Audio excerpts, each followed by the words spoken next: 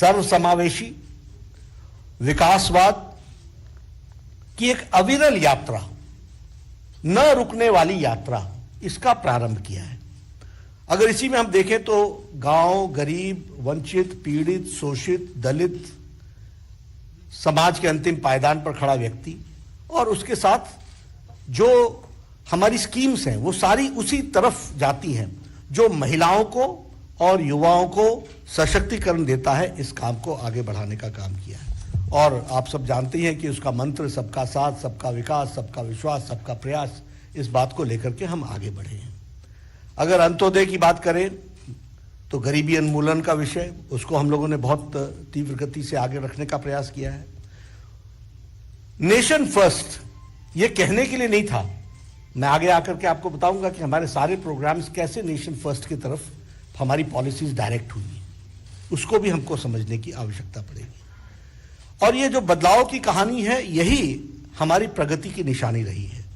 पहले स्कीम्स कागज पर बनती थी, मैं एक लंबे समय तक एमएलए भी रहा हूं, मुझे मालूम है जमीन पर कैसे काम होता था। कागज पर स्कीम बनती थी, कागज पर ही इंप्लीमेंट हो जाती थी और कागज पर ही उद्घाटन हो जाता था। आज डिक्लेरेशन से लेकर इंप्लीमेंटेशन तक everything is being monitored in letter and spirit. नीचे तक उसकी मॉनिटरिंग हो रही है और उसको आगे बढ़ाने का प्रयास किया जा रहा है।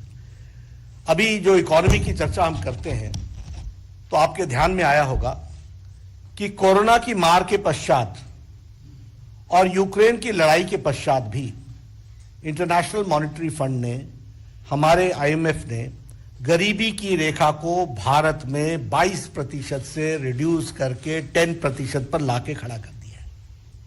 दैट मीन्स 12% लोग बीपीएल के दायरे से निकल करके, गरीबी की रेखा से निकल करके आगे आए।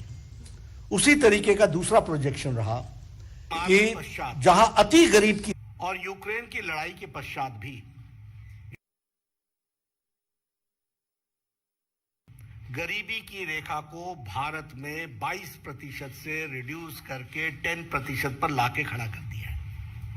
दैट मीन्स 12% लोग बीपीएल के दायरे से निकल करके, गरीबी की रेखा से निकल करके आगे आए।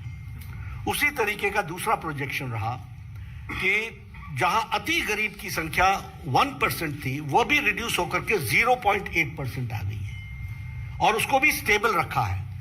ये सारी कोरोना की लड़ाई में, कोरोना के आपदा में और इसके साथ साथ बाकी सारी चीजों में। अगर हम फॉरेन एक्सचेंज के रिजर्व्स की बात करें तो वो डबल हो गई है।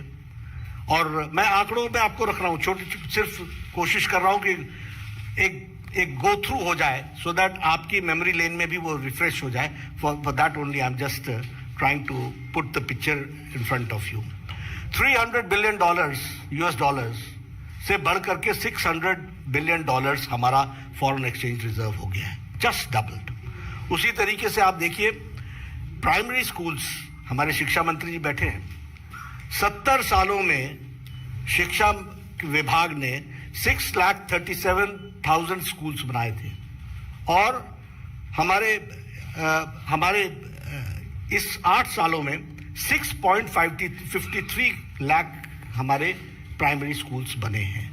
इसलिए यूनिवर्सल एजुकेशन की दृष्टि से जहां हम आगे बढ़े हैं, वहीं पर पर्सन की प्रॉफिट, वो भी इनकम भी डबल हुई है।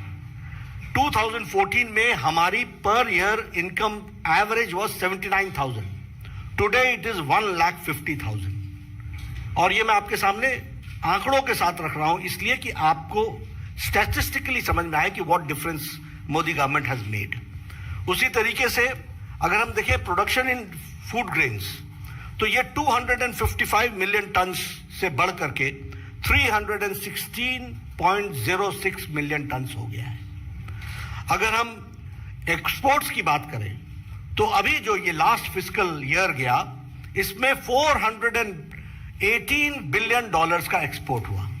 यानी now India has become a major exporter country। $418 billion का हमारे यहाँ वो हुआ है। IMF का जो ग्रोथ रेट प्रोजेक्शन है, वो जहाँ अमेरिका का 4.4 है तो इंडिया का 2.8.2% है। तो तो यह भी हमको ध्यान में रखना चाहिए कि ग्रोथ रेट का प्रोजेक्शन हमारा कैसा है। एग्रीकल्चर में हमने जो प्रोडक्शन है एक्सपोर्ट्स में, जो हम एक्सपोर्ट्स में वो 23% का इंक्रीज है, और एग्रीकल्चर बजट 23,000 करोड़ का होता था, आज 1,23,000 करोड़ प्लस है, यानी 10 टाइम्स से ज्यादा उसकी इंक्रीज हुई है। वह भी हमको ध्यान में रखना चाहिए। उसी तरीके से जो हमारा ग्रॉस डोमेस्टिक प्रोडक्ट है वह भी डबल हुआ है।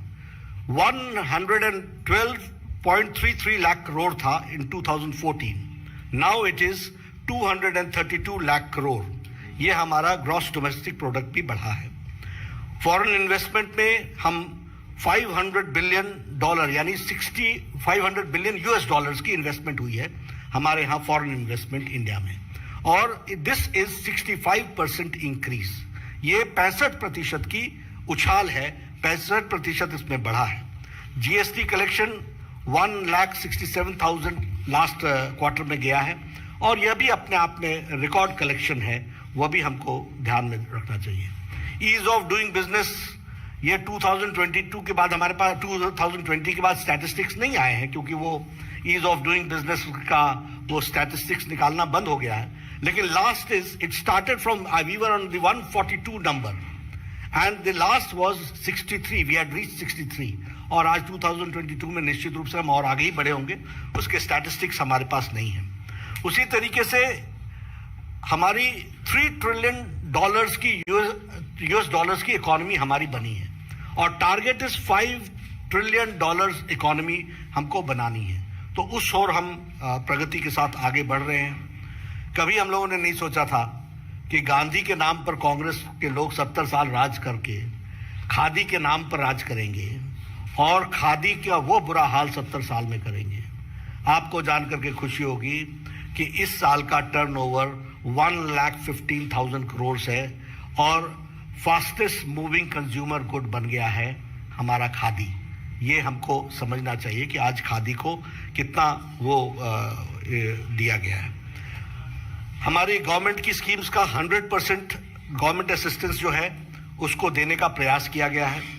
गरीब Kalyan Anna Yojana, this has been appreciated world over. It has been appreciated by IMF, it has been appreciated by World Health Organization, it has been appreciated by UN General Assembly. Everybody has appreciated it. क्यों? क्योंकि corona के दौरान health issues के साथ साथ economic issues को किसी ने भी रिजॉल्व किया, तो उसमें भारत नंबर 1 पर खड़ा है।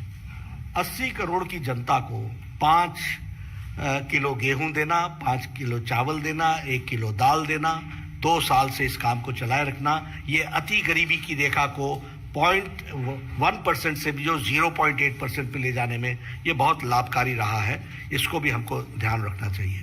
किसान सम्मान निधि, हमारे कांग्रेस पार्टी वाले हर चुनाव में 10 साल के बाद वो गरीबों के लिए, किसानों के लिए वो कर्जा माफी का विषय उठाते थे, जिसका सारा इन्वेस्टमेंट 57,000 करोड़ बनता था 10 साल में एक बार। ये